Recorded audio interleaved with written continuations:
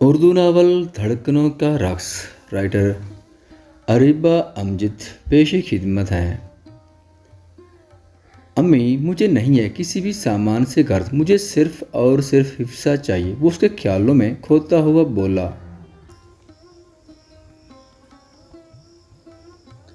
तुम लोग इस घर से निकलोगे तो हम अंदर आएंगे ना।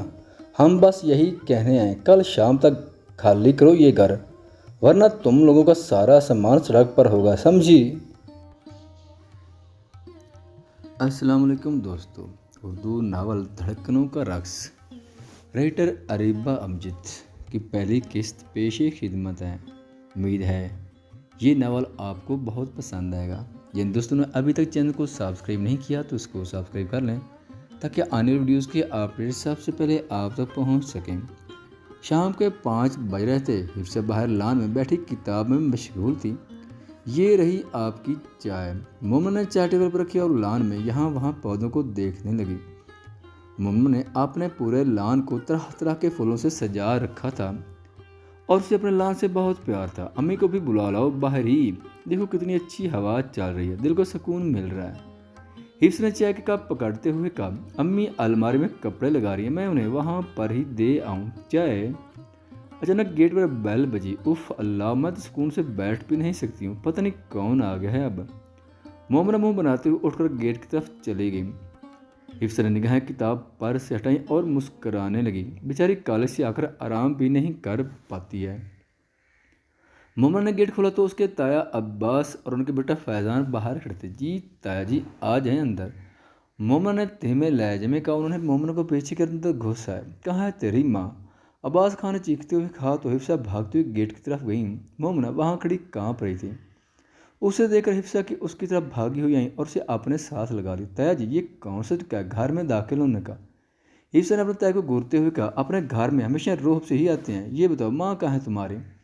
फैज़ान ने सर्द लहजे में कहा। फैज़ान, तमीज़ भूल गए हो क्या? तुम बात करने की ये कौन सा तरीका है? हाँ, कौन है हिफ्सा? हिफ्सा की अम्मी खालिदा बेगम ने बाहर आते हुए कहा, अम्मी ताया जी और फैज़ान आए हैं। हिफ्सा ने कहा, आए भाई साहब अंदर आए। खालिदा बेगम ने कहा, तुम लोग इस घर से निकलोगे तो हम अंदर आएंगे ना। बस यही कहने हैं, कल शाम तक खाली करो ये घर, वरना तुम लोगों का सारा सामान सड़क पर होगा, सभी समझी। अब्बास खान ने तलाक लहजे में कहा, किस खुशी में हम ये घर खाली करें? ये घर हमारा है। मेरे अबू ने दिन रात मेहनत करके हमसे दूर रहकर ये घर बनाया हमारे लिए। हम क्यों निकले इस घर से? शुरू दिन से तुम बाप बेटे और ताई जी की नज़र इस घर पर। हिफ्सा चीखी, ए लड़की, तू बहुत ज़्यादा बोल रही, ज़बान को लगाम दे और जो कुछ कहा है उस पर अमल कर। अब्बास खान ने कहा, निकलो यहाँ से वरना बहुत बुरा हाल करूँगी। हिफ्सा, चुप हो जाओ, बस करो, बड़े हैं वो, तुमसे कैसे बात कर रही हो? हिफ्सा की मैंने उसे घूरते हुए कहा, मैं जानती हूँ ये बड़े हैं मुझे, मगर आप ये देखें वो क्या कह रहे हैं। भाई साहब देखें, आपको जो कुछ भी चाहिए आप अनवर से बात करें, ऐसे बार बार आकर घर से निकालने की धमकी क्यों देती हैं हमें? बच्चियों वाला घर है, ऐसे तमाशा ना लगाएं मेहरबानी करके। खालिदा बेगम ने बड़े आराम से कहा, चच्ची सारा किया धराई आपका है, सिर्फ आपकी वजह से हम किराए के मकान में रह रहे हैं। आप ही अनवर चच्चू को मना करती हो हमें पैसे देने से, हमसे बात ना करने से। फैज़ान ने खालिदा बेगम को घूरते हुए कहा, मैं कौन होती हूँ उन्हें मना करने वाले? भाई तुम मेरे चाचू हैं, तुम जितने चाहो उनसे पैसे ले लो, मेरे तो वैसे भी ज़्यादा खर्चे नहीं हैं। हिफ्सा की तनख्वाह ही हमारे लिए काफ़ी होती है। अम्मी, आप इन लोगों को क्यों यहाँ पर दलील दे रही है? चले अंदर। हिफ्सा ने अपनी अम्मी और मोमना को अंदर ले गई और दरवाज़ा बंद कर दिया। खुद चले जाएंगे जब उनका दिल करेगा, अब बाहर कोई नहीं जाएगा। आप गेट भी नहीं बंद करके जाएंगे वो लोग, अगर कोई अंदर घुस गया तो। मोमना डरते हुए लहजे में कहा, मेरी प्यारी बहन, किसी को भी अंदर घुसने की ज़रूरत नहीं, ये आप नहीं होते हैं जो वार करते हैं, वरना घरों को क्या ज़रूरत पड़ी है हमारे घर में घुसने की? हिफ्स ने कहा, अभी तो हम जा रहे हैं मगर तुमको बताते चलें खालिदा बेगम, कल शाम तक घर खाली ना हुआ तो बहुत बुरा पेश आऊँगा। जाते हुए अब्बास खान ने कहा, अगर ये लोग कल शाम को आ गए घर खाली करवाने तो हम क्या करेंगे? हिफ्सा। खालिदा बेगम परेशान बैठी थी, ये लोग कुछ भी नहीं कर सकते अम्मी, और आप फिक्र न करें, मैं अबू को फ़ोन करके बताती हूँ सारी बात और उनसे कहती हूँ जल्द वापस आने की कोशिश करें। हिफ्सा ने अपनी अम्मी को हौसला दिया। अम्मी कब जाएंगी आप खाला की तरफ रिश्ते की बात करने? मैं इतनी देर से कह रहा हूँ आपसे, ज़ुबैर ने कहा, जो हिफ्सा की खाला शाइस्ता का बेटा था। मैंने एक दो बार फ़ोन पर बात करने की कोशिश की है खालिदा से, मगर वो बात को घुमा फिरा कर कहीं और ले जाती है। मुझे नहीं लगता वो हमारे यहाँ रिश्ता करेंगी। 2 ही तो बेटियाँ हैं उनकी, क्या कमी है उनके घर में? खालदा और अनवर उनका रिश्ता उसी अमीर घर में ही करेंगे। नहीं अम्मी, खाला ऐसे नहीं कर सकती। क्या कमी है हमारे घर में? वो बात रही मेरी नौकरी की, तो वो मैं तलाश कर रही हूँ, जल्द मिल जाएगी मुझे अच्छी नौकरी। और कल ही जाओ खाला के पास और रिश्ते की बात करो। अगर तुम्हारा रिश्ता हो गया ना तो देखना हमारा घर भर जाएगा सामान से।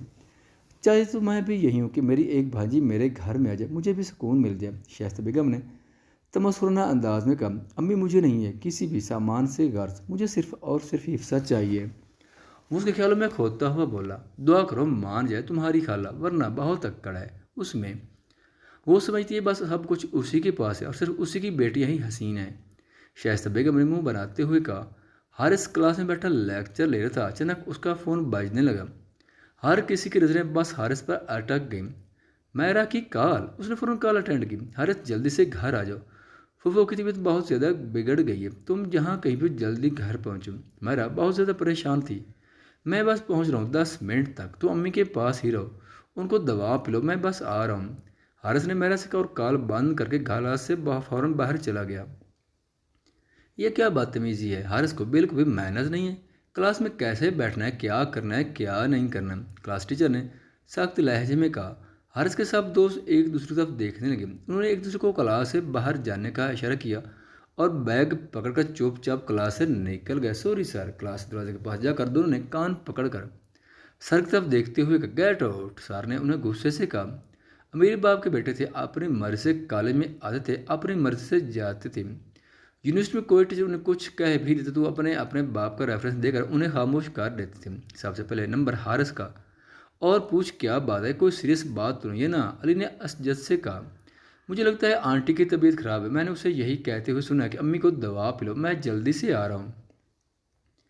असजद ने कहा, उससे पूछो कहाँ है, वो हॉस्पिटल गया है या घर? असजद ने हारिस का नंबर मिलाया, बैल तो जा रही है, उठा ले कॉल। हारिस, यार तू ऐसा करो, उसके घर की तरफ गाड़ी मोड़, क्योंकि वो सीधा घर ही गया होगा।